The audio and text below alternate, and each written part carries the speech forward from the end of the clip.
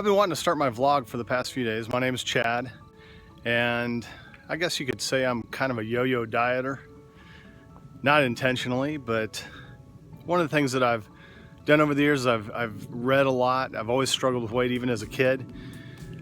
And as I got older, I moved in with my dad at one point, and he was really into bodybuilding, and he was really good at eating healthy foods. It was one of his strong points. Is one of the things that I've always admired about him, is that he was able to pick food and stick to it. Basically, he'd work out, he'd eat healthy salad, a lot of chef salads with meats in them. He had tuna a lot for lunch and omelet type stuff for breakfast. So he was doing a lot of what I'm probably getting ready to do now, even back in the late 70s. So I want to say it was around 2003, 2004, I started reading different health books. And one of them that I'd picked up was the Atkins book, The New Diet Revolution. One of those books, I can't recall the exact name, but the Atkins diet basically was intended to get you to eat on the outside aisles, stay away from processed foods, and avoid carbohydrates, essentially. You were allowed about 50 grams of carbohydrates per day. And so I stuck with that, and I really did well with that. I did it for about 2 years, and I was really consistent. Lost an amazing amount of weight. I think I should be able to find a picture of what I looked like back then. But the next thing I did is I started eating poorly again. I was just not paying attention to my diet. I wasn't working out. And I think I probably had some stress in my life that was keeping me from focusing on things that were important. And stress definitely can be a factor in weight gain. But even more importantly, eating poorly is a huge factor. I think that even with stress, you could probably lose weight as long as you were being very careful about what you ate and you were still moving a lot. But I don't have any science to back that up, so it's just a thought of mine. So last year I read Grain Brain, and there was no question at the time. It really resonated with me because I was having a very difficult time remembering the names of things that in the past would have been very easily remembered. And so I started becoming worried about the possibility of having dementia or some sort of problem like that. And the other thing that I was having issues with was a lot of pain in my joints. So my fingers, right now, they feel actually pretty decent, but just normal grabbing stuff, picking stuff up, I would think, did I hurt my hand earlier? What's going on with my fingers? And they always kind of bothered me in the joints. And my knee was bothering me. I was having neck pains. So I had a lot of joint issues, and I was really kind of getting concerned about that. And as I read Grain Brain, I thought, maybe I should avoid gluten. And I had gone through a series of tests as a result of a real low iron count. And initially they thought that it might be that I was bleeding internally, which is kind of a scary thing. But as it turns out, they never found anything. And while they were doing all that, I had asked them to test for celiacs, if I had gluten issues, and nothing like that came back. So I started to kind of dismiss it. And really, even though I was losing some weight last year, I was eating, and I was actually avoiding gluten. I was losing some weight. I went from about 220 down to 187. 187 was the lowest I was, and that was probably about November last year, maybe early November, late October. Well, late November, I had surgery on my knee. And it was a minor surgery. It was nothing big. I could have probably kept walking almost the day after. But the main thing was that, my favorite place to work out is this mountain behind me at Stone Mountain. And the doctor told me, hey, you can start walking it again, but give it about 4 to 6 weeks. Well, it's, I guess, November. It's now March. It's been about 5 months. I've only been up twice since that time. So once again, my exercise routine was completely abandoned, and I really wasn't being too careful about what I was eating during that time as well. So about a week ago on Friday night, I was up late working on something, and I saw a video on GPTV, which is the Georgia Public Broadcasting channel. It's the public channel. And they were doing some fundraising, and they had, I can't recall his name at the moment, but the doctor who wrote Wheat Belly. And I thought, Wheat Belly, okay, let me watch this. And he was going through a lot of the same stuff that I read in Grain Brain, and a lot of the stuff that I had earlier read in Atkins books. Again, it resonated with me. I said, you know, every time I've avoided eating processed foods, eating foods with wheat in them, I've always done real well with weight loss. And even last year with the weight loss that I had, I was exercising an extraordinary amount, and I was avoiding gluten, but I was not avoiding wheat as a whole. So I thought, let me read this book. So I got the book, and I got about a few chapters in, and I was convinced at this point that, you know, I need to really take this wheat thing seriously. I've not paid attention to my health the way I should, and I'm not eating nearly as healthy as I should. To be quite frank with you, if I stop at a gas station to get fuel, I have a tough time walking past the donuts or the pizza or any of those kinds of little fast food type things and not take something with me. So I made a decision that I was going to eliminate wheat from my diet as a result of just reading the first few chapters. So as of Sunday last week, I started avoiding wheat.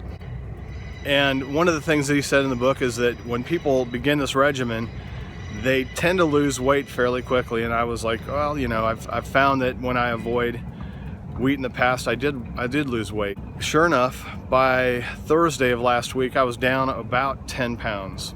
I wasn't doing anything different. I was still eating lunch, breakfast, dinner, snacking occasionally, but I was focusing on and paying close attention to what I was eating, especially avoiding wheat at all costs. I didn't have a single thing that I'm aware of that had wheat in it. Now, I did have a few things that were not probably all that healthy for me. I had a dessert a couple times, especially this weekend while I was out of town.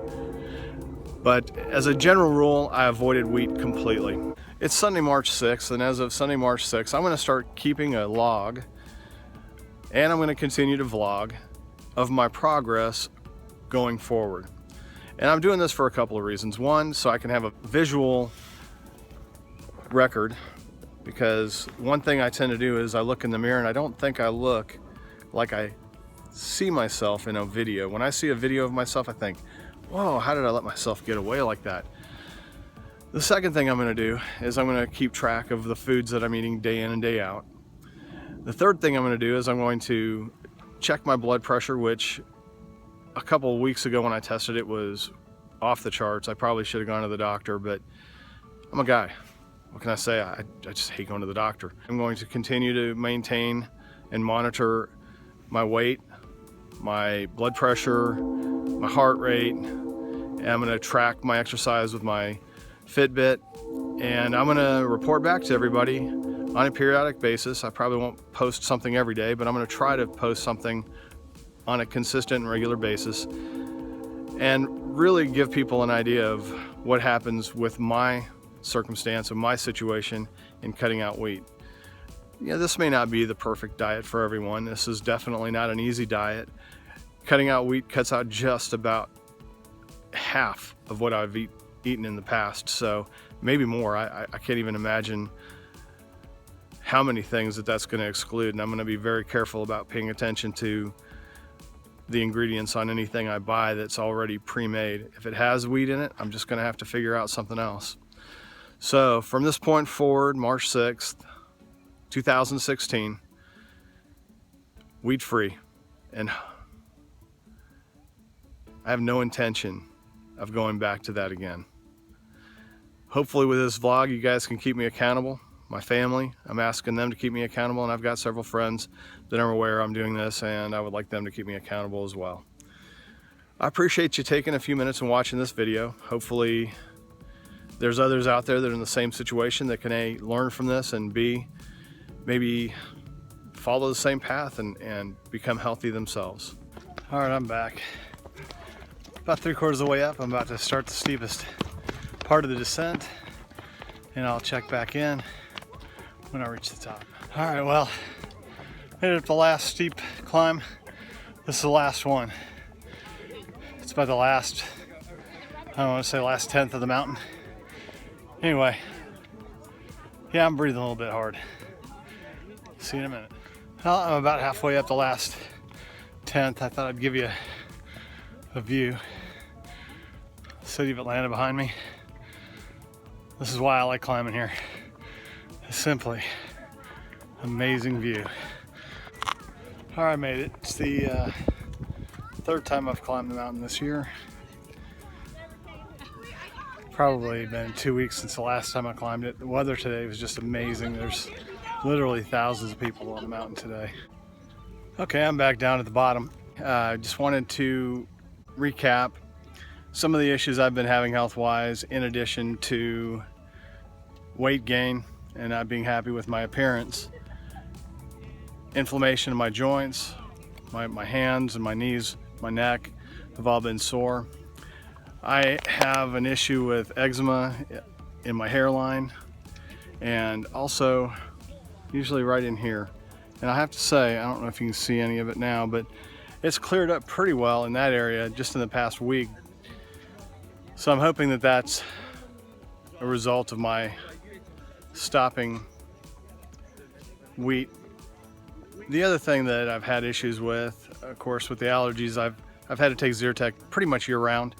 This time of the year, it's actually worse.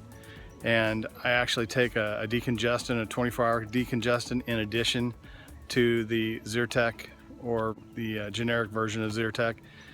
The other thing that I take just about every day is I think it's called Omeprazole. I don't know the exact pronunciation, but it's basically for acid reflux. I've been taking that every single day for probably 2 years, and I'd really like to see that eliminated. One of the things I've read recently is that that type of medication is linked to dementia.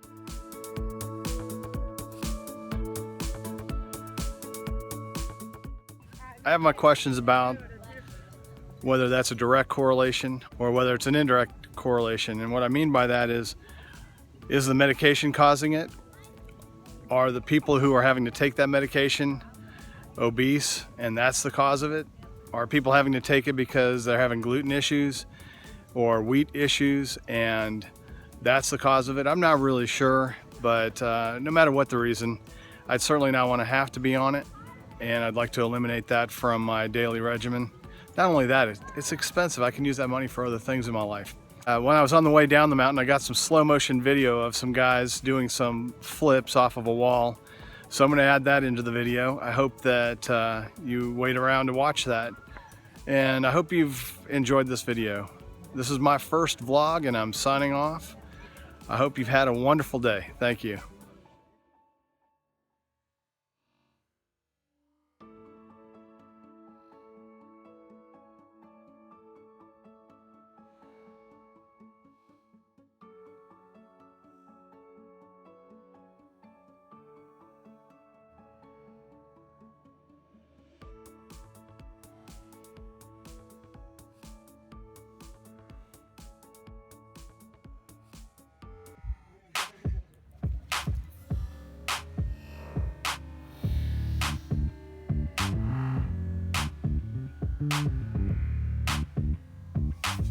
Okay, aerial twist is good too.